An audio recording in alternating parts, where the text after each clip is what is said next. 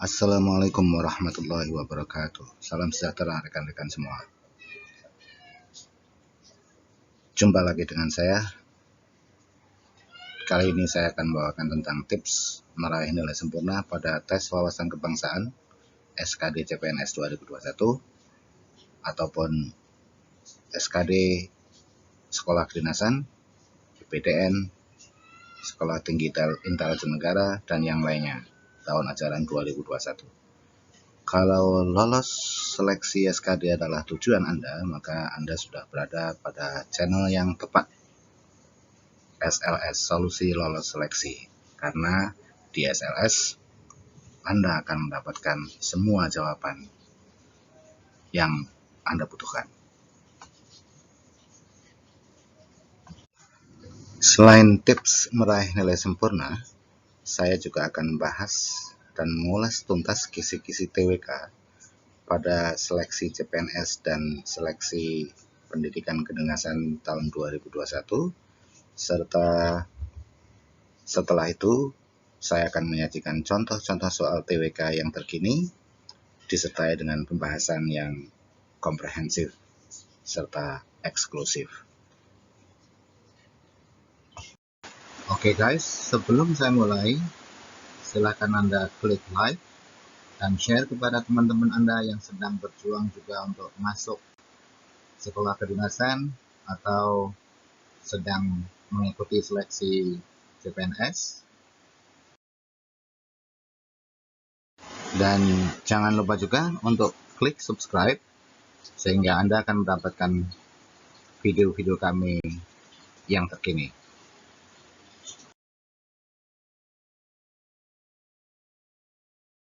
Oke Sobat SLS semua, mari kita langsung masuk ke bahasan yang pertama, yaitu 5 tips meraih nilai sempurna dalam TWK pada SKD, Dikdin, dan CPNS tahun 2021.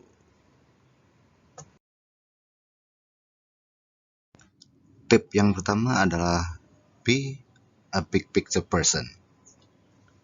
Yang dimaksud dengan a big picture person adalah seseorang yang mampu melihat gambaran besar dari suatu proyek atau program. Yang harus Anda ketahui, rekrutmen ASN yang dilakukan oleh BKN adalah sebuah proyek atau program pemerintah untuk mengadakan atau untuk mencari atau menjaring ASN yang berkualitas. Dan setiap program atau setiap proyek pasti memiliki tujuan. Dan gambaran besar dari sebuah proyek adalah tujuan jangka panjang dari proyek tersebut.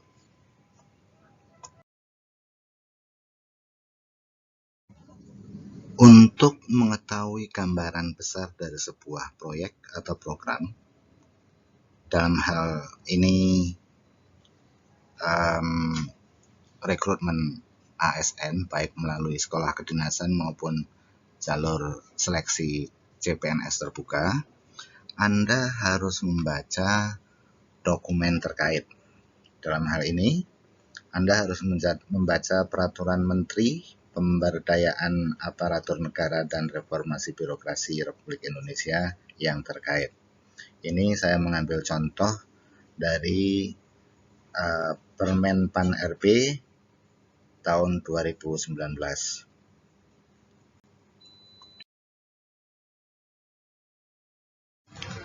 Dalam Permen Pan RB tersebut, Anda akan mendapatkan tujuan dari pengadaan ASN. Ada 4 tujuan yang bisa Anda lihat di sini, tetapi pada video kali ini saya hanya akan menfokuskan kepada tujuan kedua, karena tujuan inilah yang relevan dengan materi wawasan kebangsaan. Apa itu? Mampu berperan sebagai perekat negara kesatuan Republik Indonesia. Oke rekan-rekan semuanya, setelah Anda memahami tujuan dari pengadaan atau proyek pengadaan ASN ini,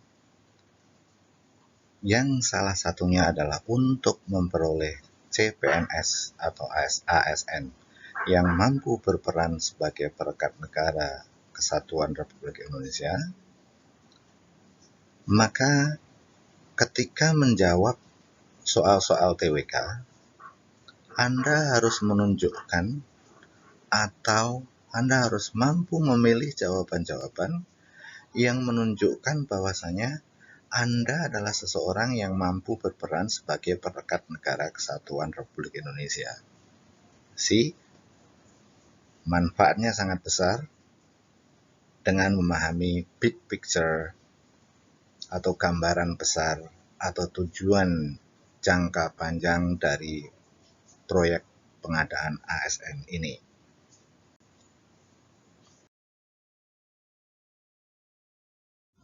Tip kedua adalah be a detail person. Dalam konsep manajemen human resource development modern, yang dimaksud dengan a detail person adalah seseorang yang mampu melihat dengan teliti dan seksama hal-hal kecil dari sebuah proyek atau program. Dalam konteks proses seleksi masuk CPNS atau seleksi masuk pendidikan kedinasan, Anda harus melihat kisi-kisi dari materi seleksi. Dan berikut ini adalah kisi-kisi tes wawasan kebangsaan pada SKD seleksi CPNS serta seleksi masuk pendidikan kedinasan tahun 2021. Hal yang pertama yang harus Anda lihat dari kisi-kisi tersebut adalah tujuan.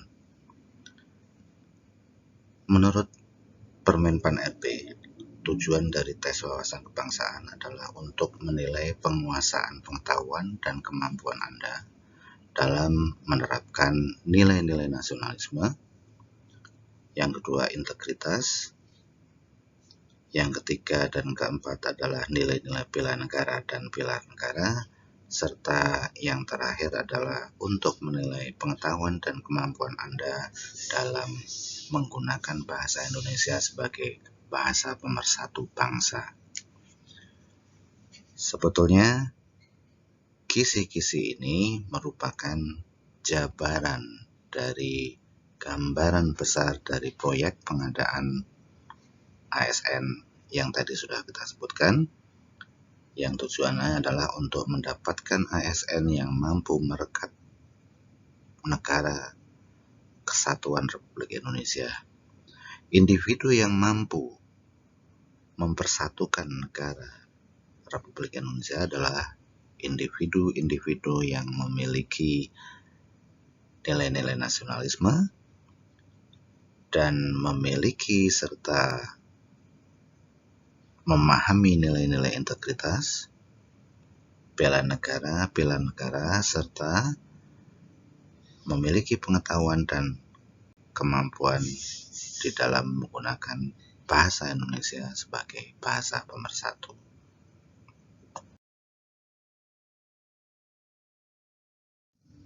Tip yang ketiga adalah be a wise learning manager. Maksudnya adalah Anda harus mampu menjadi manajer pembelajaran untuk diri Anda sendiri. Setelah Anda memahami gambaran besar dari proyek pengadaan ASN itu adalah untuk mendapatkan ASN yang mampu merekat persatuan negara Republik Indonesia dan memahami kisi-kisinya. Langkah berikutnya, Anda harus bisa membuat atau merencanakan pembelajaran Anda sesuai dengan kemampuan dan kesempatan yang Anda miliki. Untuk tip ini, saya tidak akan membahas terlalu banyak karena setiap orang memiliki cara sendiri-sendiri. Dan kalau Anda butuh, Anda bisa menghubungi kami bisa membantu Anda untuk merancang pembelajaran yang efektif untuk Anda.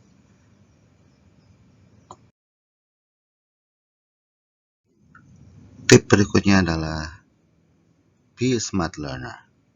Jadilah pembelajar yang cerdas. Seperti kalian semua ketahui, sekarang ini banyak sumber belajar yang bisa Anda manfaatkan, termasuk sosial media. Ada YouTube, ada Instagram, ada Twitter, ada Facebook. Banyak sekali soal-soal atau latihan soal bertebaran di sana. Sebagai seorang pembelajar yang cerdas, Anda harus tahu dan harus bisa membedakan mana soal-soal yang outdated atau yang sudah kadaluarsa atau mana soal-soal yang sesuai dengan kisi-kisi. Kalau ada soal yang tidak sesuai dengan kisi-kisi, jangan ditonton atau jangan dibaca. Kalau Anda sedang mempersiapkan atau tujuannya adalah untuk mempersiapkan diri dalam menghadapi tes ini. Tapi kalau tujuannya adalah untuk meningkatkan pengetahuan atau kemampuan Anda, itu sah-sah saja.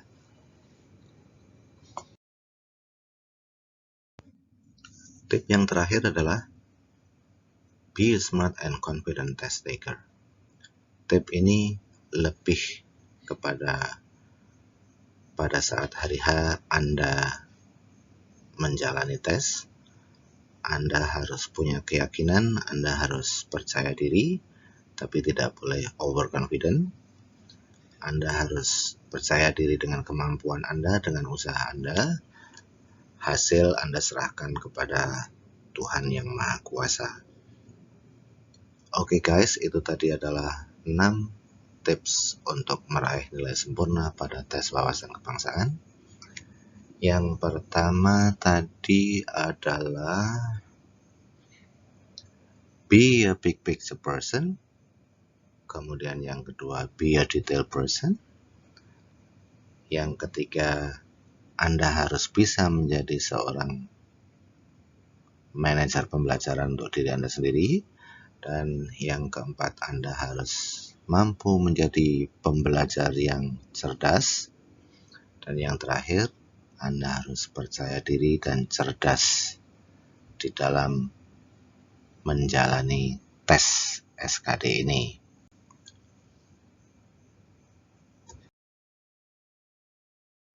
Baik, Sobat SLS semua, sekarang mari kita masuk ke contoh-contoh soal dan pembahasannya.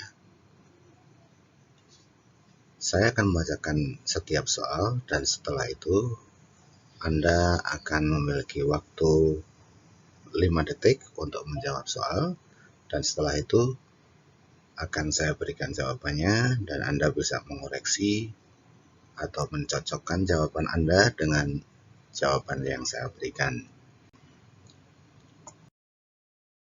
Soal nomor 1. Pemerintah melarang ASN dan masyarakat untuk ikut serta dalam setiap kegiatan yang mengatasnamakan dan menggunakan simbol FPI. Larangan yang berlaku sejak 30 Desember 2020 tersebut tertuang dalam Surat Keputusan Bersama atau SKB 6 pejabat tertinggi di kementerian atau lembaga negara. Berikut ini yang tidak termasuk dalam 6 kementerian atau lembaga pemerintah tersebut adalah A. Mendagri, B. Menkumham, C. Menkominfo, D. Badan Intelijen Negara atau BIN, atau E. Kepala BNPT. Anda punya waktu 5 detik untuk menjawab soal ini.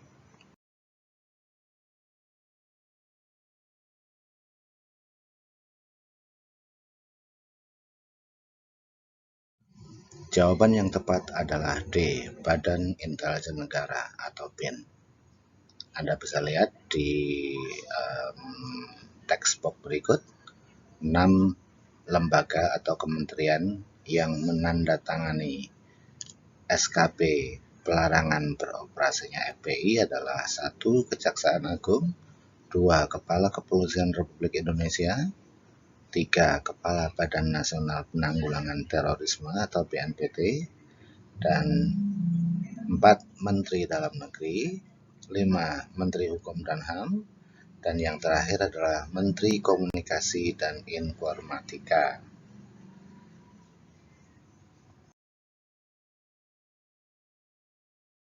Soal berikutnya, soal nomor 2. Alasan utama pemerintah melarang masyarakat serta ASN untuk mengikuti setiap kegiatan yang diselenggarakan dengan mengatasnamakan atau menggunakan atribut FPI adalah karena FPI A. berafiliasi dengan ISIS, B. sering berseberangan dengan kebijakan pemerintah, C. sering berbuat anarkis, D. membahayakan negara kesatuan Republik Indonesia, atau E. secara de jure tidak terdaftar sebagai organisasi masyarakat yang sah. Jawaban yang benar adalah E. Secara de jure FPI tidak terdaftar sebagai organisasi masyarakat yang sah. Soal berikutnya, soal nomor 3. Hari Bela Negara diperingati oleh bangsa Indonesia pada setiap tanggal 19 Desember. Peristiwa sejarah yang menjadi rujukan dari Hari Bela Negara adalah A. Kembalinya Indonesia menggunakan UUD 1945. B. Keberhasilan bangsa Indonesia dalam melawan agresi militer Belanda I di Jawa dan Sumatera pada tahun 1947. C. Dibentuknya Pemerintah Darurat Republik Indonesia atau PDRI di Bukit Tinggi oleh Safrudin Prawira Negara ketika Yogyakarta jatuh ke tangan Belanda pada tahun 1948. D. Terbentuknya Negara Republik Indonesia Serikat atau RIS pada tahun 1949. Atau E. Pertempuran Surabaya yang terjadi pada tahun 1945. Waktu Anda 5 detik dari sekarang.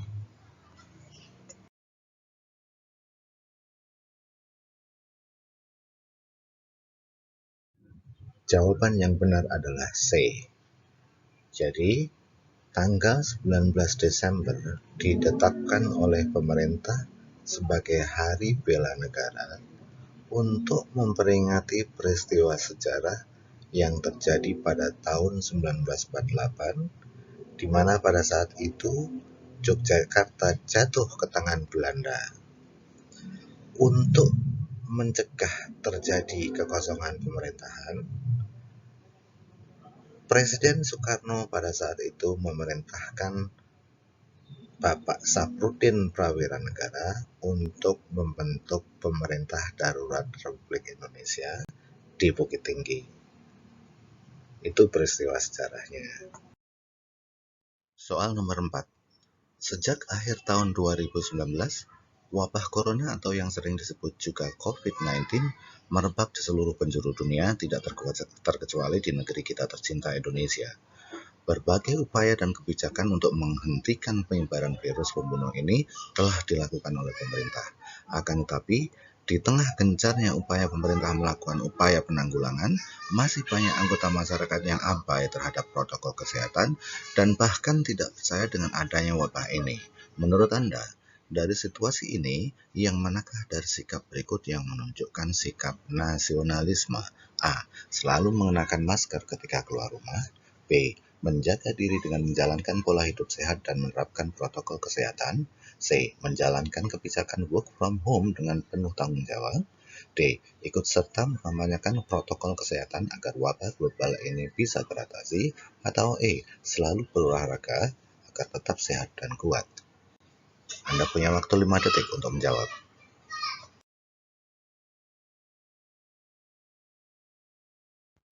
Jawaban yang benar untuk soal ini adalah D. Ikut serta mengampanyekan protokol kesehatan agar wabah global ini bisa teratasi. Sebetulnya pilihan A, B, C, dan D itu bisa juga menjadi bentuk kontribusi Anda terhadap pencegahan wabah ini secara nasional. Tapi jawaban D lah yang paling tepat, karena ketika Anda ikut serta mengkampanyekan, itu skopnya lebih luas. Jadi bisa jadi satu provinsi, bisa jadi secara nasional. Nah, itu kontribusinya lebih besar. Itulah kenapa atau alasan dari D menjadi jawaban yang paling tepat, karena skopnya lebih besar daripada A yang hanya personal, B, C, dan E juga bersifat personal. Berikutnya soal nomor 5. Bencana wabah pandemi COVID-19 membawa dampak buruk pada semua sektor kehidupan, termasuk ekonomi. Banyak orang kehilangan pekerjaan karena PHK dan mengalami kesulitan ekonomi. Sekelompok mahasiswa dan pemuda berusaha untuk menggalang dana dari kelompok masyarakat yang mampu dan menggunakan dana tersebut untuk membantu modal kerja kepada para korban PHK serta memberikan advokasi usaha mandiri. Menurut Anda, sekelompok pemuda tersebut sedang mengamalkan sila A. Sila pertama, ketuhanan yang Maha Esa. B. Sila kedua, kemanusiaan yang adil dan beradab. C. Sila ketiga, persatuan Indonesia. D. Sila keempat atau sila kerakyatan yang dipimpin oleh hikmah kebijaksanaan dalam permusyawaratan perwakilan. Atau E. Sila kelima, keadilan sosial bagi seluruh Indonesia. Anda punya waktu 5 detik untuk menjawab soal ini. Mulai. Jawaban yang paling tepat untuk soal ini adalah E. Sila keadilan sosial bagi seluruh rakyat Indonesia. Baik, saya akan menjelaskan sedikit. Ada juga beberapa teman yang menjawab dengan sila kedua atau sila kemanusiaan yang adil dan beradab. Teman-teman harus bisa membedakan antara bantuan yang kita berikan kepada korban bencana misalnya, ya, itu lebih kepada nilai-nilai kemanusiaan.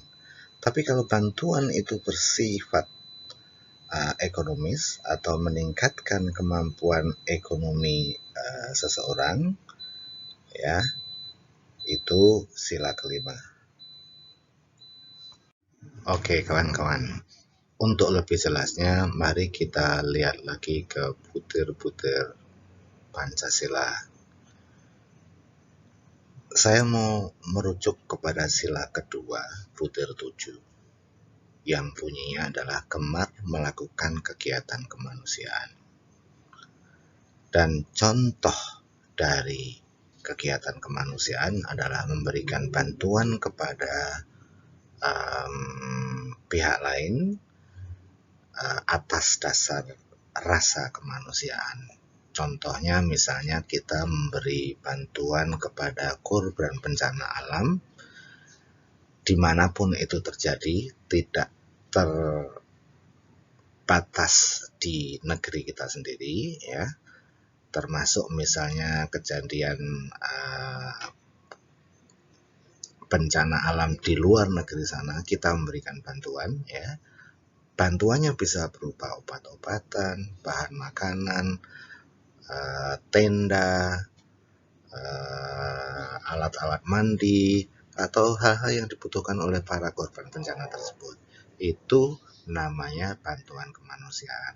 Dan kalau bantuan kemanusiaan, ya, itu berarti pengamalan dari sila kedua. Sekarang kita lihat ke sila kelima, ya, butir kelima. Suka memberi pertolongan kepada orang lain agar dapat berdiri sendiri. Nah, ini lebih relevan, lebih cocok kepada konteks soal tadi. Ketika para mahasiswa itu mengumpulkan dana, kemudian diberikan kepada korban PHK dengan tujuan agar mereka bisa mandiri secara ekonomi, bisa berusaha sendiri, dan diberikan advokasi tentang usaha, itu lebih kepada sila kelima.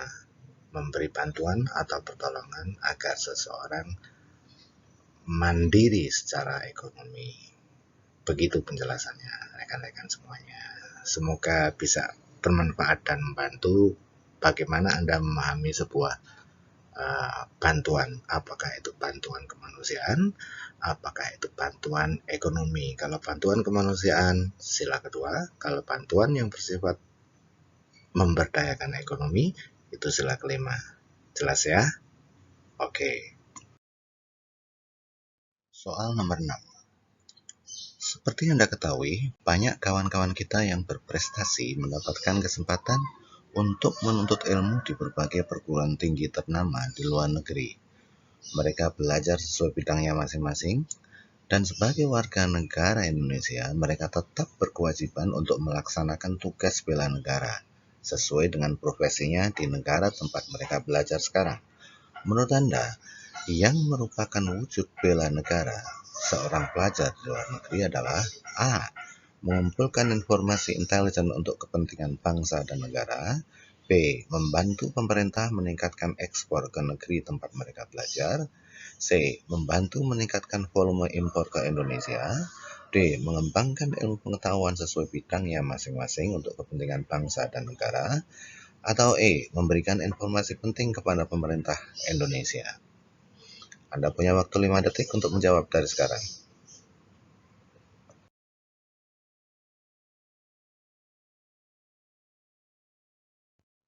Jawaban yang tepat adalah D. Mengembangkan ilmu pengetahuan sesuai bidangnya untuk kepentingan bangsa.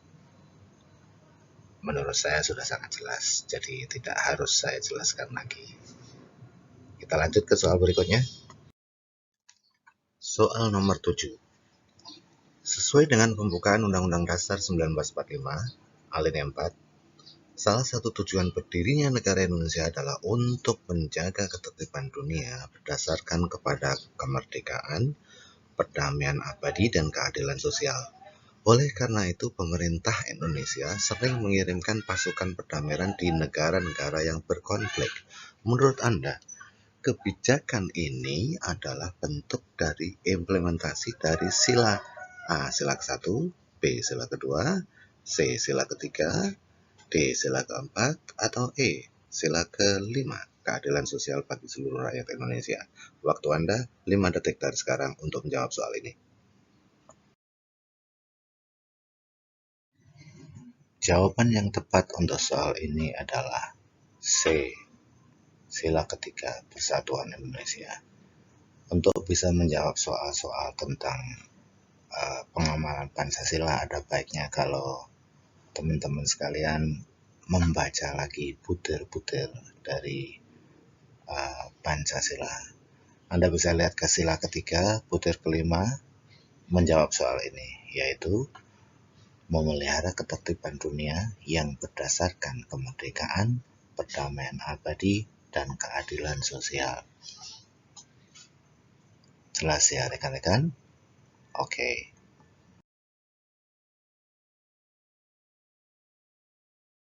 Soal nomor 8. Indonesia telah 4 kali terpilih menjadi anggota tidak tetap Dewan Keamanan PBB, yaitu pada tahun 1974-1975, kemudian yang kedua pada periode 1995 sampai 1996, kemudian yang ketiga adalah pada tahun 2007 sampai 2010. Dan yang terakhir adalah pada periode 2019 sampai 2020 bersama Republik Dominika, Afrika Selatan, Belgia, dan Jerman. Berikut ini yang bukan merupakan fungsi dan kewenangan utama Dewan Keamanan PBB adalah A. Memelihara perdamaian dan keamanan internasional. B. Menyampaikan rekomendasi calon negara anggota baru PBB kepada Majelis Umum. C. Merekomendasikan pemberhentian atau pembekuan keanggotaan suatu negara kepada Majelis Umum PBB atau Sidang Umum PBB. D. Menyampaikan rekomendasi calon sekjen atau sekretaris jenderal PBB. Atau E. Menjadi hakim pada Mahkamah Internasional. Waktu Anda 5 detik dari sekarang untuk menjawab soal ini.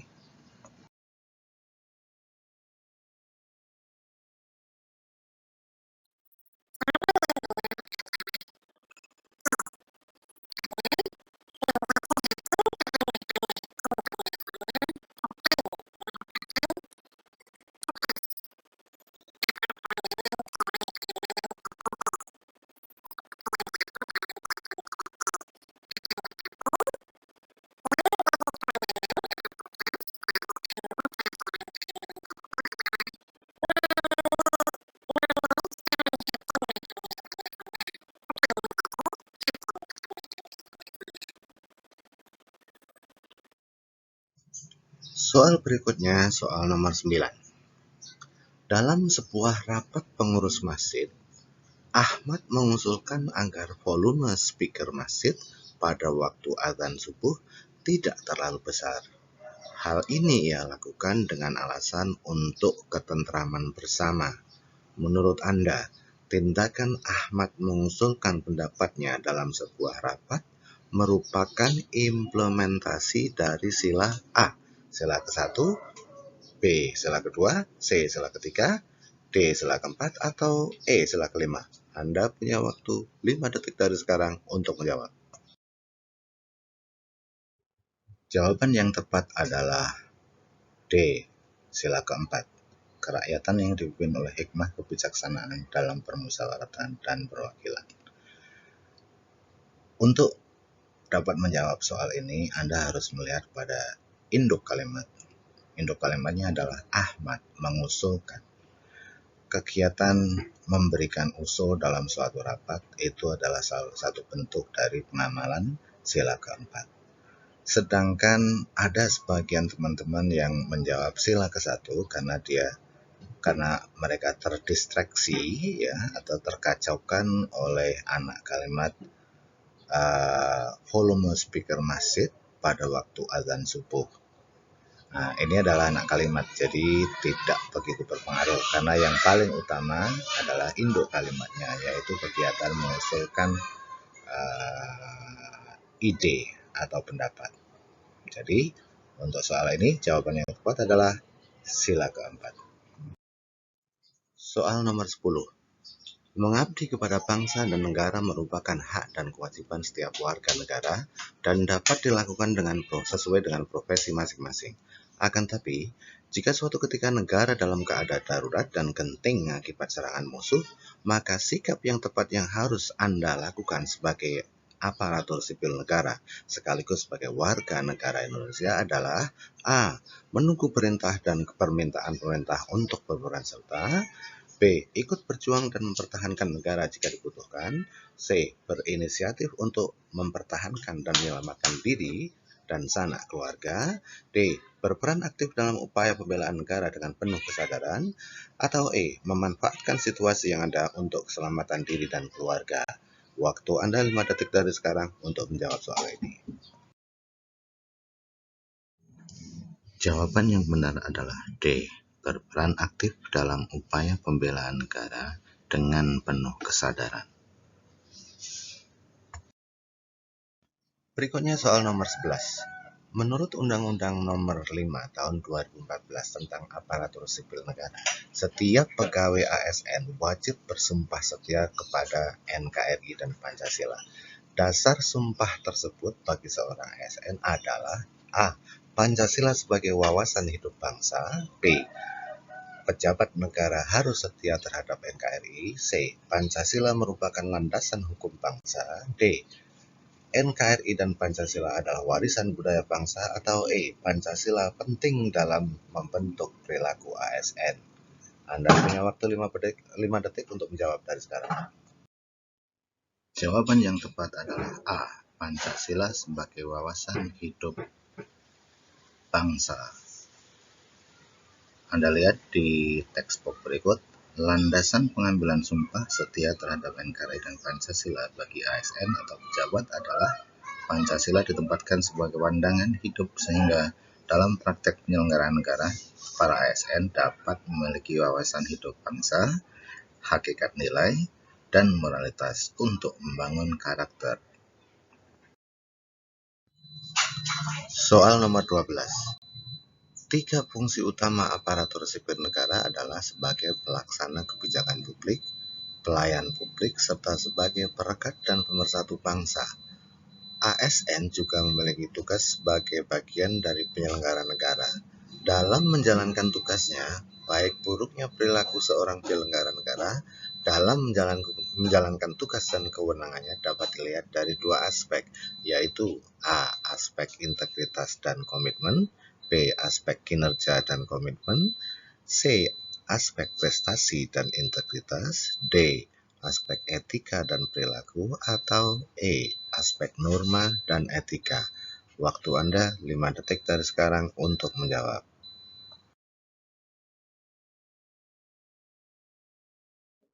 Jawabannya adalah A.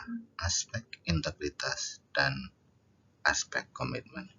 Jadi, baik buruknya perilaku penyelenggara negara dapat dilihat atau dinilai melalui dua indikator.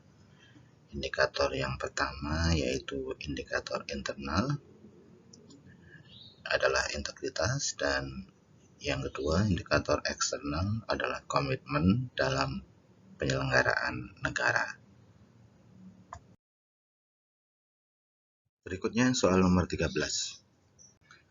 Bela negara harus menjadi perhatian dan komitmen setiap warga bangsa. Bela negara bukan hanya alat apabila negara dan bangsa menghadapi ancaman, tapi juga bisa menjadi alat untuk mencapai tujuan bangsa. Tujuan nasional bangsa maksud saya. Untuk itu, bela negara perlu disesuaikan dengan kondisi kekinian masyarakat. Berikut adalah wujud aktualisasi bela negara yang sesuai dengan kondisi masyarakat terkini, kecuali A. Bertanding dalam event olahraga internasional mewakili negara, B. Menjadi relawan kemanusiaan di negara-negara yang sedang berkonflik, C. Menjalankan dan mengkampanyekan protokol kesehatan selama pandemi, D. Menjauhkan diri, keluarga, dan rekan sejawat dari perilaku korupsi, kolusi, dan nepotisme, atau E. Ikut berperan serta dalam meningkatkan kesejahteraan masyarakat sekitar. Anda punya waktu 5 detik untuk menjawabnya dari sekarang. Baik, jawaban yang tepat adalah B. Menjadi relawan kemanusiaan di negara-negara yang sedang berkonflik. Karena jawaban ini lebih mengandung unsur nilai kemanusiaan, bukan nilai cinta atau bela negara. Sementara jawaban A, C, D, dan E semuanya menunjukkan atau wujud dari cinta kita kepada negara kita tercinta. Soal nomor 14. Pepera atau penentuan pendapat rakyat adalah referendum yang pernah dilakukan oleh bangsa Indonesia pada tahun 1969 yang bertujuan untuk A. Mempertahankan Irian Barat sebagai bagian dari Republik Indonesia, B. Penghentian permusuhan dengan pemerintah penjajah Belanda, C. Menuntut angkatan perang Belanda berangsur-angsur dipulangkan, D. Bendera merah putih mulai berkibar pada tanggal 31 Desember 1962, atau E. Konfrontasi untuk melawan Belanda. Jawaban yang tepat adalah A. Jadi, tujuan penentuan pendapat rakyat Papua pada tahun 1969 yang dilakukan oleh pemerintah Indonesia difasilitasi oleh PBB, tujuannya adalah untuk mempertahankan Irian Barat tetap menjadi bagian dari Republik Indonesia. Karena pada saat itu pemerintah Belanda tidak menginginkan atau tidak mengakui bahwasanya Papua adalah bagian dari NKRI. Soal berikutnya adalah soal nomor 15, soal terakhir pada video ini. 9 nilai pokok integritas dalam anti korupsi terbagi menjadi 3 aspek, yaitu aspek inti, sikap, dan etos kerja. Nilai-nilai berikut yang termasuk dalam nilai anti korupsi pada aspek etos kerja adalah A. Jujur, tanggung jawab, dan adil. B. Tanggung jawab, peduli, dan mandiri. C. Kerja keras, mandiri, dan sederhana. D. Adil, berani, dan peduli. Atau E. Jujur, disiplin, dan bertanggung jawab. Anda punya waktu 5 detik untuk menjawab soal ini.